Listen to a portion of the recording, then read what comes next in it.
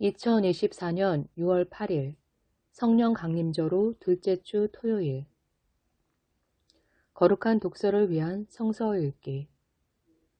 시편 138편. 온 마음으로 주님께 찬양 드려라. 주님, 온 마음을 기울여서 주님께 감사를 드립니다.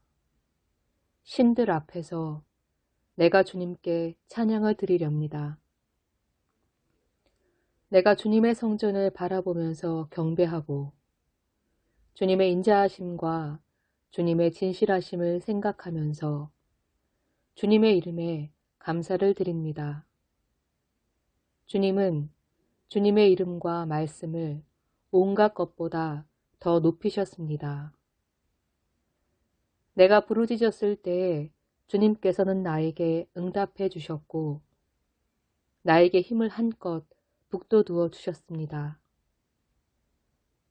주님, 주님께서 친히 하신 말씀을 들은 모든 왕들이 주님께 감사를 드립니다. 주님의 영광이 참으로 크심으로 주님께서 하신 일을 그들이 노래합니다.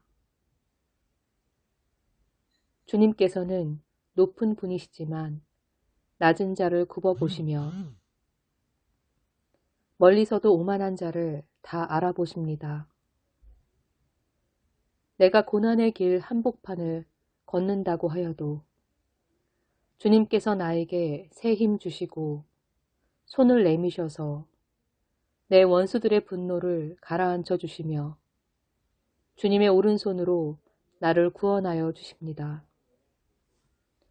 주님께서 나를 위해 그들에게 갚아주시니 주님, 주님의 인자하심은 영원합니다. 주님께서 손수 지으신 이 모든 것을 버리지 말아 주십시오. 제1독서 사무엘상 6장. 법궤가 돌아오다. 주님의 궤가 블레셋 사람의 지역에 머무른 지 7달이 되었을 때의 일이다. 블레셋 사람들이 제사장들과 점쟁이들을 불러놓고 물었다. 우리가 이스라엘 신의 궤를 어떻게 해야 좋겠습니까? 우리가 그것을 어떤 방법으로 제자리에 돌려보내야 하는지 알려주십시오. 그들이 대답하였다. 이스라엘 신의 궤를 돌려보낼 때 그냥 보내서는 안 됩니다. 반드시 그 신에게 속건 제물을 바쳐야 합니다. 그러면 병도 나을 것이고 그 신이 왜 여러분에게서 형벌을 거두지 않았는지도 알게 될 것입니다. 사람들이 다시 그 신에게 무슨 속건 제물을 바쳐야 좋겠습니까? 하고 물었다. 그들이 대답하였다. 블레셋 통치자들의 수대로 금으로 만든 악성 종양 모양 5개와 금으로 만든 쥐의 모양 5개를 바쳐야 합니다. 여러분과 여러분의 통치자들이 모두 똑같이 재앙을 당하였기 때문입니다. 그러므로 여러분은 악성 종양 모양과 이 땅을 해치는 쥐의 모양을 만들어서 바치고 이스라엘의 신에게 예의를 차리십시오. 그러면 그분이 혹시 여러분과 여러분의 신과 여러분의 땅을 내리치시던 손을 거두실지도 모릅니다. 왜 여러분은 이집트 백성과 이집트의 왕 바로처럼 고집을 부리려고 합니까? 이집트 사람이 이스라엘 사람을 가게 한 것은 주님께서 그들에게 온갖 재앙을 내리신 뒤가 아니었습니까?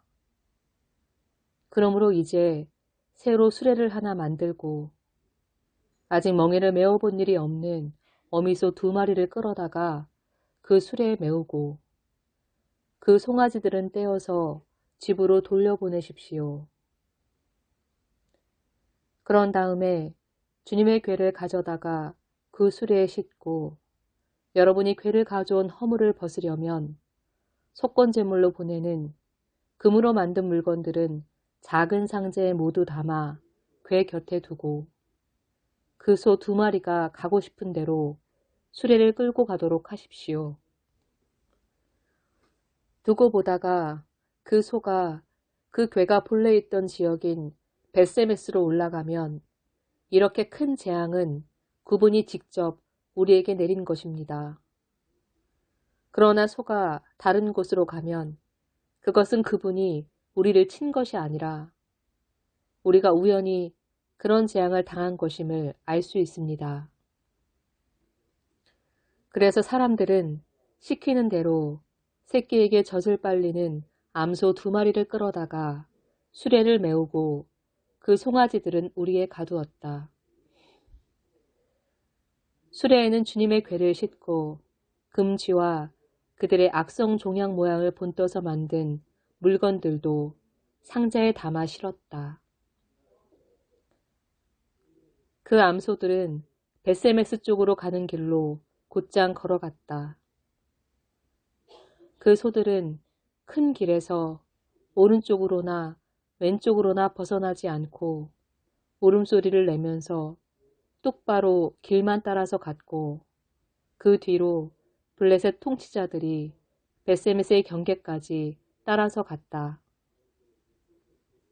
그때 벳세메스 사람들은 들에서 밀을 베고 있다가 고개를 들어 궤를 보고는 기뻐하였다. 수레는 벳세메스 사람 여호수아의 밭에 와서 멈추었는데 그곳에는 큰 바위가 있었다. 그들은 나무 수레를 쪼개어 장작으로 삼고 그 소들을 번제물로 살라서 주님께 바쳤다. 레위 사람들이 수레에서 주님의 궤와 그 곁에 있는 금으로 만든 물건들이 든 상자를 내려다가 그 큰 바위 위에 올려놓았다. 그날 벳세메스 사람들은 주님께 번제물을 바치고 다른 제물도 바쳤다. 블레셋의 5 통치자들도 이것을 다 보고 나서 그날로 에그론으로 돌아갔다. 블레셋 사람들이 주님께 속건제물로 바친 악성 종양 모양의 금덩이들은 아스돈 몫으로 하나, 가사 몫으로 하나, 아스글론 몫으로 하나, 가드 몫으로 하나, 에그론 몫으로 하나였다. 금지도 바쳤는데 그 수는 묘세하던 성읍과 성곽이 없는 마을, 곧 5 통치자가 다스리던 블레셋의 모든 성읍의 수와 같았다. 사람들이 주님의 궤를 올려놓았던 그 큰 바위, 곧 벳세메스 사람 여호수아의 밭에 있던 그 큰 바위는 오늘까지도 거기에 그대로 있다. 제2독서 누가복음 8장. 씨 뿌리는 사람의 비유. 무리가 많이 모여들고 각 고을에서 사람들이 예수께로 나아오니 예수께서 비유를 들어 말씀하셨다. 씨 뿌리는 사람이 씨를 뿌리러 나갔다. 그가 씨를 뿌리는데 덜어는 길가에 떨어지니 발에 밟히기도 하고 하늘의 새들이 쪼아먹기도 하였다. 또 덜어는 돌짝밭에 떨어지니 싹이 돋아났다가 물기가 없어서 말라버렸다. 또 덜어는 가시덤불 속에 떨어지니 가시덤불이 함께 자라서 그 기운을 막았다. 그런데 덜어는 좋은 땅에 떨어져서 자라나 100배의 열매를 맺었다. 이 말씀을 하시고 예수께서는 들을 귀가 있는 사람은 들어라 하고 외쳤다. 예수의 제자들이 이 비유가 무슨 뜻인지를 그에게 물었다. 예수께서 대답하셨다. 너희에게는 하나님 나라의 비밀을 아는 것을 허락해 주셨다. 그러나 다른 사람들에게는 비유로 말하였으니 그것은 그들이 보아도 보지 못하고 들어도 깨닫지 못하게 하려는 것이다. 그 비유의 뜻은 이러하다. 씨는 하나님의 말씀이다. 길가에 떨어진 것들은 말씀을 듣기는 하였으나 그 뒤에 악마가 와서 그들의 마음에서 말씀을 빼앗아 가므로 믿지 못하고 구원을 받지 못하게 되는 사람들이다. 돌짝밭에 떨어진 것들은 들을 때에는 그 말씀을 기쁘게 받아들이지만 뿌리가 없으므로 잠시 동안 믿다가 시련의 때가 오면 떨어져 나가는 사람들이다. 가시덤불에 떨어진 것들은 말씀을 들었으나 살아가는 동안에 근심과 재물과 인생의 향락에 사로잡혀서 열매를 맺는 데에 이르지 못하는 사람들이다. 그리고 좋은 땅에 떨어진 것들은 바르고 착한 마음으로 말씀을 듣고서 그것을 굳게 간직하여 견디는 가운데 열매를 맺는 사람들이다. 아멘.